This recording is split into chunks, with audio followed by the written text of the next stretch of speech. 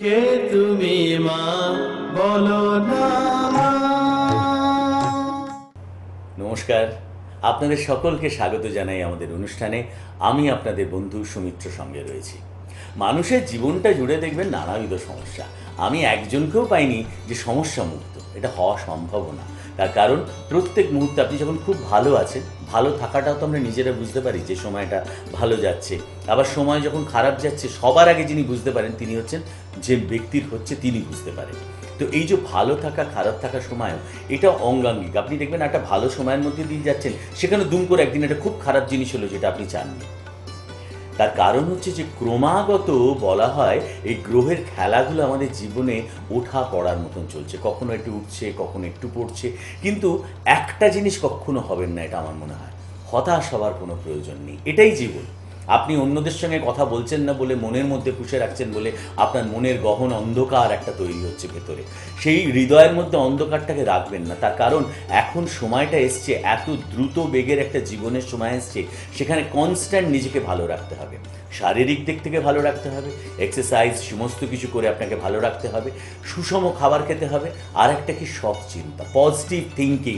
সারা পৃথিবী জুড়ে এখন এটা এসছে, থিঙ্ক পজিটিভ, অর্থাৎ আপনার ভালো হবে। অত ঠিক আছে হচ্ছে না, আপনি হয়তো বলবেন এই জ্ঞানের কথাগুলো শুনতে খুব ভালো লাগে, কিন্তু আমার মতন অবস্থায় পড়লে আপনি বুঝতেন যে কতখানি খারাপ। তা নয়, এক্স্যাক্টলি জানি যে খারাপ অবস্থার মধ্যে যখন মানুষ যায় তখন তার কি মানসিক চাপটা থাকে। কিন্তু তার মধ্যে ওইটা রাখতে হবে যে না, ডেফিনেটলি আজকে আমাকে বলে না, পেশেন্স ইজ দ্য কি অফ সাকসেস। ধৈর্য মানুষের সাকসেস এনে দেয়, সফলতা এনে দেয়। আপনার যে সময়টা খারাপ যাচ্ছে, ধৈর্য ধরে অপেক্ষা করুন। কিন্তু মনের যে বাসনা রয়েছে সেটা কখনো ত্যাগ করবেন না। আমার মনে হয় মনের যে বাসনা, এই গোলটা আমায় রিচ করতে হবে, তাহলে সেই গোলটা রিচ করার ধারণাটা রেখে দিন। শুধু সময়ের জন্য একটু অপেক্ষা করুন, আসবেই। পৃথিবীর কোনো মানুষ নেই যার সময়টা শুধু অন্ধকারে যায়, কোনো মানুষ নেই পৃথিবীটার আমার শুধু আলোর মধ্যে দিয়ে যায়। এই একটা সময় দাঁড়িয়ে আমাদের যেটা হয় কি জানেন, আমরা দেখেছি বাচ্চাটা পড়াশোনা করেছে 8 অবধি, খুব ভালো। হঠাৎ এরা বহু বাবা মা আছে জানে, 9 থেকে কি হলো কে জানে, এক গাদা বন্ধুবান্ধব হলো, সারাক্ষণ মোবাইল নিয়ে ঘাটাঘাটি করছে, পড়াশোনাটা পুরো জলাঞ্জলি চলে গেল একদম। এবং এমন গেল যে গ্র্যাজুয়েশন অবধি তার পুরো ফেলিয়ার্সের মধ্যে দিয়ে গেল। আর আপনারা জানেন যে এই পিরিয়ডটা যদি ফেলিয়ার্স হয়, বাদ বাকি জীবনটা ফেলিয়ার হতে বাধ্য। কিন্তু তখন আমরা বুঝতে পারি না। তো ইয়াং বয়স, বাবা মাদের দরকার হচ্ছে সেই কাউন্সিলিংটা করা। আর কি, আর যিনি জানেন যে কাউন্সিলিংটা কী করে করতে হয়, বিদ্যাটা তার পরায়ত্ত, দীর্ঘদিন ধরে ছোট বয়স থেকে ঠাকুরের সঙ্গ ধরেছেন তিনি, সদা সদা ব্রত থাকেন প্রার্থনায়, তার ধ্যান, তার জপ, তার ঈশ্বরের প্রতি তার অনুরাগ তাকে ক্রমাগত টেনে নিয়ে চলেন। এমন একজন মানুষের সঙ্গে অনুষ্ঠানটা করি, এত ব্যস্ততার মধ্যেও তাকে সব সময় বলি যে আপনি আসুন, মানুষ আপনার কথা শুনতে ভালোবাসে, তাকে নিয়ে আসি। তার কারণ দীর্ঘদিন ধরে জ্যোতিষ চর্চা করেছেন। যে বয়সে মানুষ পুতুল খেলে, সেই বয়সে উনি কিন্তু জ্যোতিষ জগতে প্রবেশ করে গেছেন। এবং সে প্রবেশ করা শুধু নয়, যেমন করে একদিকে তিনি জ্যোতিষটাকে সেতু করে তুলেছেন, আর একদিকে ব্রত করেছেন যে মানুষের ভালো করতে হবে। তার কারণ তার মধ্যে সেই আধ্যাত্মিকতার বীজ রয়েছে, যে বীজ তাকে টেনে নিয়ে যাচ্ছে মানুষের ভালো করার দিকে। সেটা অর্থকরী নয়, সবসময় যে মানুষ আসলেই বিরাট এ করতে হবে তা নয়। তার চেম্বারে যারা দৌড়ে আসেন তারা জানেন যে সামান্য একটুখানি হয়তো টিপস দেন, সামান্য একটু কাউন্সিলিং করে তিনি জীবনটাকে বদলে দেন। আর তাকে আমরা বলি, আমি বারবার বলি যে জ্যোতিষে যিনি চিরদিনই পারদর্শিনী, বাংলার জ্যোতিষী জননী, পরমাত্মার সাধিকা খনামা। খনামা মানে আমরা জানি বিশ্বস্ততার প্রতীক, অর্থাৎ যে জায়গা থেকে সমস্যা শুরু, ঠিক সেই জায়গাটা একদম স্টপ করে দেন। প্রথম যখন আপনি চেম্বারে আসবেন দেখবেন খনামা সেই জায়গাটায় আপনাকে বন্ধ করে দেন। আর যাতে ফার্দার আপনি খারাপ কথা মানে ভাববার কথা বলতে না পারেন যে এই আমি খনামা, আমার দেখুন এটা ভালো নেই, আর না, এই অবধি থাক, তারপরে শুধু ভালো হবে। এই ভালো হবার কনসেপ্টটা যিনি গ্রহণ করেছেন, এই মিডিয়াতে একদম প্রথম থেকে যিনি নিয়ে এসছেন যে ভালো থাকতেই হবে, যেভাবেই হোক, যে কন্ডিশনে হোক, সে ভালো থাকার মানুষটা আজ আমাদের সঙ্গে। প্রথমেই তাকে স্বাগত জানাবো, নানান কথায় যাব অনুষ্ঠানে। নমস্কার। একদম, তোমাকে এবং তোমাদের সকলকে প্রাণের ভালোবাসা নিয়ে আমার এখানে চলে আসা। উদ্দেশ্য একটাই, জেনে রাখো সবাই, আমরা সবাই মিলে ভালো থাকতে চাই। সবাইয়ের ভালো থাকাটাই প্রকৃত ভালো থাকা। শুধু আমি একা ভালো থেকে ভালো কি বলো, তোমাদের সকলের ভালো, সকলের মঙ্গল হোক, সকলের ভালো হোক, এটাই তো প্রার্থনা, এটাই তো সাধনা।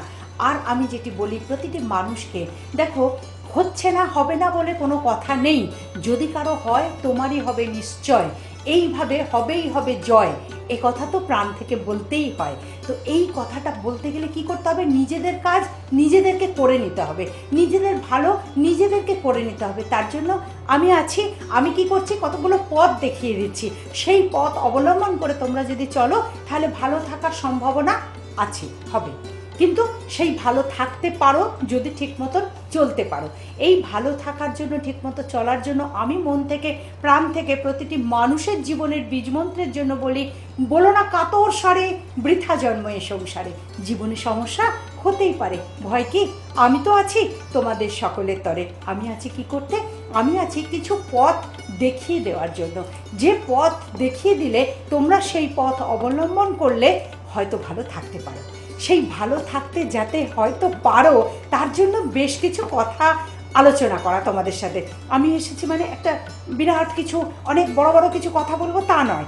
আমি তোমাদের সাথে গল্পের ছলে, কথার ছলে বেশ কিছু দিক তোমাদেরকে দেখিয়ে দিতে চাই, বুঝিয়ে দিতে চাই। দেখো বাপু, এটা করলে এটা হবে, ওটা করলে এটা হবে, যদি এটা করো তাহলে ভালো থাকার সম্ভাবনা পাবে। একটা জিনিস তোমাকে একটু জিজ্ঞাসা করি, যে কথা বলছিলাম যে আমাদের জীবনে না সব ঠিক কিছু হচ্ছে কিন্তু শেষ যোগাযোগ তার হচ্ছে না, এটা হয় মানে সব জানেন, অনেক কথা হচ্ছে, অনেক কাজের কিছু হচ্ছে, কিন্তু কাজটা আমার করে হয়ে উঠছে না। আর একটা জিনিস হয়, এই যে বললাম মেয়ের বিবাহ, এটা একটা গুরুত্বপূর্ণ। ছেলে মেয়ে দুটো বিবাহই আমাদের কাছে চিন্তা, কিন্তু যাদের ঘরে মেয়ে থাকে তারা চান যে আগে সেইটাকে আমি পালন এবং সেই মেয়েটির বিবাহ তো ওই ছেলেটির সাথেই হবে যার সাথে যোগ হয়ে রয়েছে ওপর থেকে, ঠিক তাই। তো এই যে ডিলেড, এটা কেন হয় এবং কেন এই যে লেট ম্যারেজগুলো কেন হয়, এইগুলো নিয়ে আজকের আলোচনা হোক না। এটা নিয়ে একটু জানাজানি হয়ে যাক না। শুধু জানাজানিটা হয়ে গেলেই যদি আমরা একটা পথ বার করতে পারি, তাতে ভালো থাকার সম্ভাবনা পাবো। তো দেখাই যাক যাতে ভালো থাকতে পারি। তো এই ভালো থাকার জন্য, এবং যে কারণে মানুষের দেরি হচ্ছে, বিবাহ হতে দেরি হচ্ছে, অনেকের কি হয়, যেটা তুমি বললে যে একেবারে সমস্ত ফাইনালের দিকে এগিয়ে গেছে, সেই ফাইনালের দিকে এগিয়ে যাওয়ার পরেও কি যে হলো, বাধা হয়ে গেল, কেটে গেল সম্পর্কটা, অনেকটা ঘনিষ্ঠতা, বেশ এগিয়ে যাওয়ার পথটি আটকে গেল, কেটে গেল। এবার দেখতে হয় তাহলে সেক্ষেত্রে ছকটির দিকে দেখতে হয়। জাতক বা জাতিকার জন্ম সাল, সময়, এগুলোকে ঠিকঠাক মতো জানতে হয়, সেই অনুযায়ী ছক তৈরি করতে হয়, সেই অনুযায়ী গণনা করতে হয়, সেই গণনা করে দেখতে হয় কোন গ্রহের ফেরে এমনটি হচ্ছে। হওয়া বিবাহ একেবারে ফাইনালের জায়গায় এসে সেই বিবাহটি কেটে গেল, আর তখন মনে তো নানান রকম চিন্তা আসতেই পারে। ক্রমশ এটা হতে হতে মেয়েটিরও লজ্জা আসতেই পারে, আর বসবো না, আর দেখাদেখির কথা নয়, আর কোথাও ফাইনালের জায়গায় এগোবো না, এরকম একটা মনের বিরক্তি এসে যেতে পারে। না, হেরে যাওয়ার কোনো কথা নয়। তো হারবো না, আমরা জানবো, শিখবো, বুঝবো। সেটির জায়গা দেখতে গেলে আগে দেখতে হয় যে জাতক জাতিকার যাদের বিবাহের সম্ভাবনা কথা চলছে, তাদের কোন কোন গ্রহ শুভ আছে, কোন কোন গ্রহ বিরূপ অবস্থায় রয়েছে। বিরূপ গ্রহকে ঠিক জায়গায় পৌঁছে দিতে পারলে তাহলে ভালো হওয়ার সম্ভাবনা। এই বিরূপ গ্রহর দিকটা লক্ষ্য রাখতে হয়। সেটা হচ্ছে যে আমরা যদি দেখি জাতক জাতিকার ছকে মঙ্গল গ্রহ বিরূপ রয়েছে, আমরা যদি দেখি জাতক জাতিকার ছকে শনি গ্রহ বিরূপ অবস্থায় রয়েছে, আমরা যদি দেখি জাতক জাতিকার ছকে শুক্র গ্রহ বিরূপ অবস্থায় রয়েছে, তাহলে তো বাপু বিবাহটি বিলম্বে হবেই, এবং হওয়া বিবাহ ভেঙে যাওয়ার সম্ভাবনা থেকেই যায়। সেই জায়গাগুলোকে কারেক্ট করে নিতে হয়। সেটি করতে গেলে কি করতে হয়? অভিজ্ঞ কোনো জ্যোতিষের, যারা জ্ঞান আছে, যারা জ্যোতিষ সম্পর্কে জানে, তাদের দ্বারা একটু ঠিকঠাক করে নিতে হয়। এই ঠিকঠাকটা করে নিতে পারলেই তাহলে ওকে, বিবাহ হয়ে যাবে, বাধা কেটে যাওয়ার সম্ভাবনা।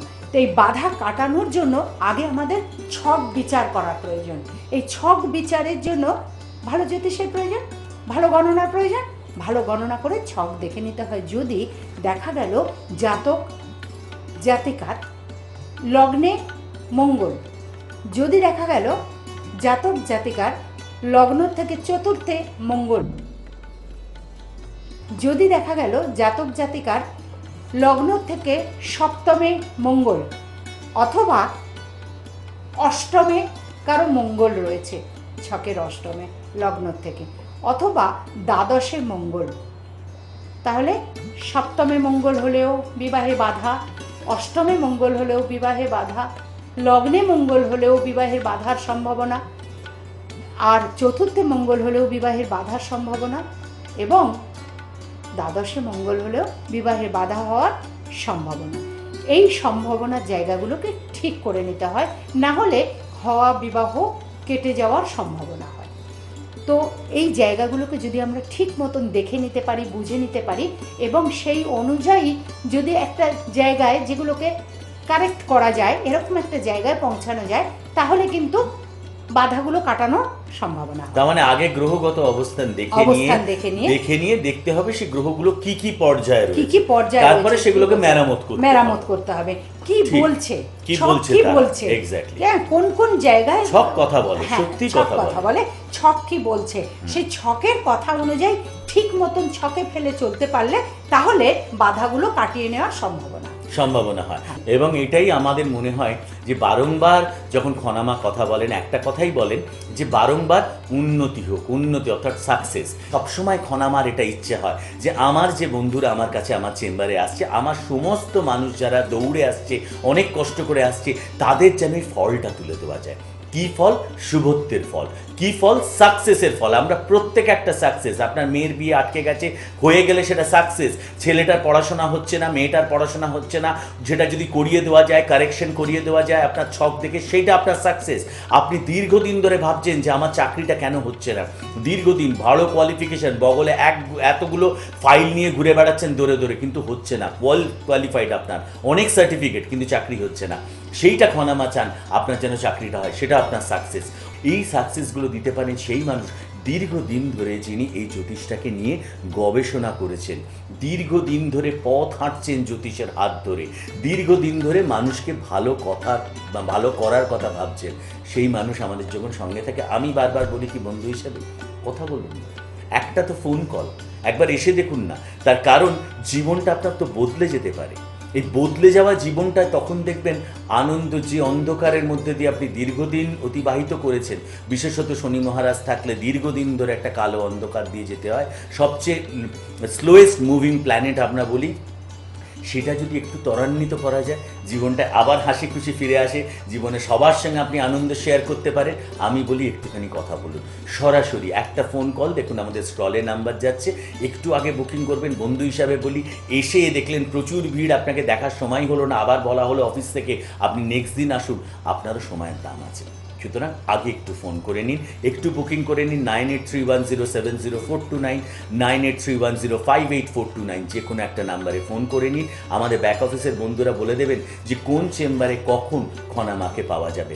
খনামাকে পাওয়া যায় আপনাদের কাছাকাছি অনেক জায়গায়, বারাসাত, ঢাকুরিয়া এবং বিটি রোড, বনহুগলিতে, এতগুলো জায়গায় পাওয়া যায়। আগে অ্যাপয়েন্টমেন্ট করে নিন। এবং আপনারা জানেন যে মা অনেক সামাজিক কাজের মধ্যে থাকেন, শুধু যে জ্যোতিষটা নিয়ে থাকেন তা নয়, যেখানেই মানুষের আর্তস্বর তিনি শুনতে পান, যেখানেই শুনতে পান যে মানুষ বিপদে পড়েছে, সেই মানুষের পাশে অ্যাসিস্ট্যান্ট দরকার, তিনি দৌড়ে যান। যে আমি গেলে যদি সেটা ভালো হয়ে যায়, খনামা দাঁড়ালে যদি সেটা ভালো হয়ে যায়, চেষ্টা করেন খনামা সেই কাজটা। এবং আর একটা জিনিস করেন যে আমাদের জন্য একটা দারুণ সুন্দর বই লিখেছেন, প্রত্যেক দিন এই বইটা আমাদের অনেক সাহায্য করে, জীবন চক্রে জ্যোতিষ, প্রভাব এবং প্রতিকার। এটা খনামার লেখা। এই বইটা আপনারা কলেজ স্ট্রিটের বিভিন্ন দোকানে পেয়ে যাবেন, অথবা যারা আমাদের চেম্বারে আসছেন, চেম্বারে এসেও আপনারা এই বইটা পেতে পারেন। আমরা একটা সরাসরি ফোনে আমরা কিন্তু দেখা করতে পারি খনামার সঙ্গে। সুতরাং সেই জায়গাগুলো হলো শেওড়াফুলি, বালি, বারাসাত, সল্টলেক, ঢাকুরিয়া, হাজরা এবং বিটি রোডে, বনহুগলি, এতগুলো জায়গায়। এবং অতি অবশ্যই দিল্লি এবং মুম্বাই চেম্বার। স্টলে নাম্বার যাচ্ছে, যে কোনো একটা নাম্বারে ফোন করে নিলে হবে।